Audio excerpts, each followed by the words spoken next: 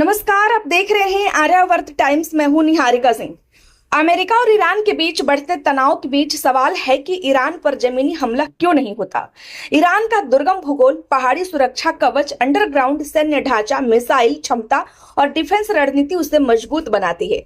Hormuz strait और वैश्विक राजनीति भी इस जंग को जटिल और बेहद जोखिम भरा बना सकती है।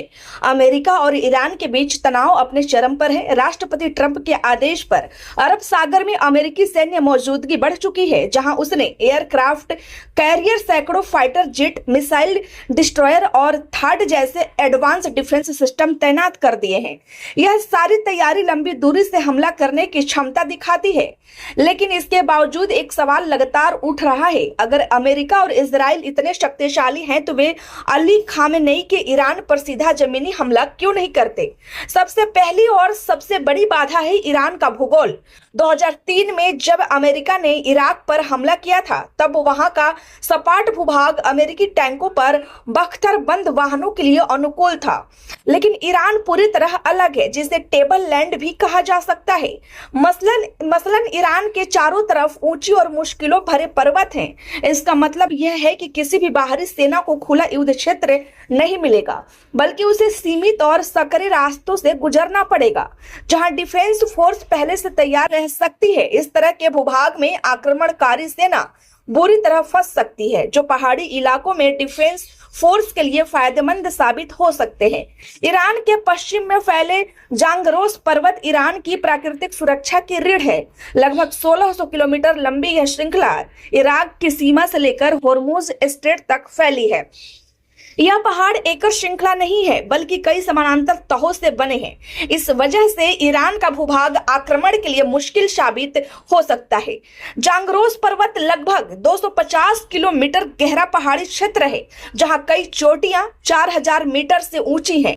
अगर कोई सेना खुजिस्तान के तेल समृद्ध मैदान से तेहरान की ओर बढ़ने की कोशिश करे तो उसे ऊंचे दर्रों से गुजरना होगा, जहां मौसम भी एक चुनौती बन सकती है। कई झुलसाने वाली गर्मी तो कहीं बर्फ से ढके रास्ते। ऐसे हालात में भारी हथियारों और सप्लाई ट्रकों का आवाजाही बेहद मुश्किल हो जाता है। उत्तर में अलबोर्ज पर्वत ईरान के दूसरी सुरक्षा दीवार का काम करते हैं। ये कैस्पियन सागर के किनारे 60 किलोमीटर तक फैले हैं और इनमें माउंट दमावंद जैसी ऊंची चोटी है, जो पूरे मध्य पूर्व की सबसे ऊंची चोटी है। यह पर्वत श्रृंखला उत्तरी उपजाऊ इलाकों को अंदर के सूखे पठार से अलग करती है। अगर कोई सेना उत्तर से अंदर घुसने की कोशिश करे तो उसे समुद्र से कुछ ही टनी पर हजारों मीटर की खड़ी चढ़ाई करनी होगी। अगर वे इन पहाड़ों को पार कर भी ले तो सामने खुलता है ईरानी पठार, जहां दश्त एक कबीर और दश्त एमलूत जैसे विशाल सॉल्ट रेगिस्तान है। यह क्षेत्र लगभग निर्जन है और पानी की कमी है, जो मॉडर्न आर्मी के लिए जिंदगी मौत का मैदान बन सकता है।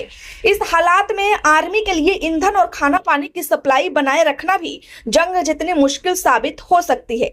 इससे समझा जा सकता है कि ईरान का अंदरूनी भूभाग किसी भी बाहरी सेना के लिए कब्रिस्तान बन सकता है। ईरान अपने बचाव के लिए सिर्फ भूगोल पर भी निर्भर नहीं है, बल्कि उसने दशकों से जमीन के नीचे सैन्य ढांचा विकसित किया है। पश्चिमी हवाई ताकत का मुकाबला करने के लिए उसने सुरंग निर्माण और अंडरग्राउंड इंजीनियरिंग का इस्तेमाल करते हुए उत्पादन, भंडारण और लॉन्च सिस्टम को जमीन के नीचे समाहित कर दिया है। तथा कथित मिसाइल सिटी इसी रणनीति का हिस्सा बताया जाता है कि ये सुरंग नेटवर्क सैकड़ों मीटर गहराई में बनाए गए हैं और हर प्रांत में फैले हैं।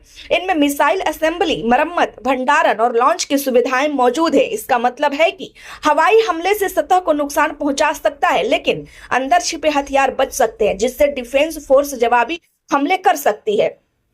ईरान के पास ईगल 44 नाम का एक अंडरग्राउंड एयरबेस भी है, जो जागरोस पहाड़ के भीतर ही बनाया गया है। यह सिर्फ एक सुरंग नहीं, बल्कि पूरी तरह सक्रिय हवाई ठिकाना है, जिसमें ईंधन, नेविगेशन और मरम्मत सुविधाएं मौजूद है।